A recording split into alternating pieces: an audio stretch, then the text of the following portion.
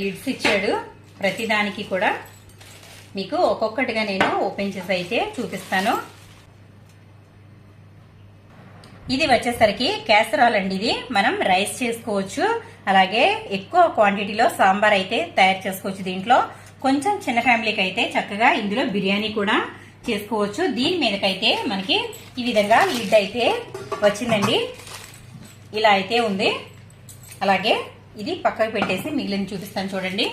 ఇది వచ్చేసరికి డీప్ కడాయి అండి. ఇది చూడండి, ఇలా అయితే డీప్ కడాయి. దీంట్లో మనం ఏదైనా ఫ్రైలు అనేవి చేసుకోవచ్చు, చికెన్ ఫ్రై, అలాగే ఏమైనా వెజిటేబుల్స్ కూడా ఫ్రై చేసుకోవచ్చు. అలాగే చిన్న చిన్న వంటలు కూడా దీంట్లో, అంటే మనం గారెలు వేసుకోవడం అలాంటివి కూడా దీంట్లో తయారు చేసుకోవచ్చు.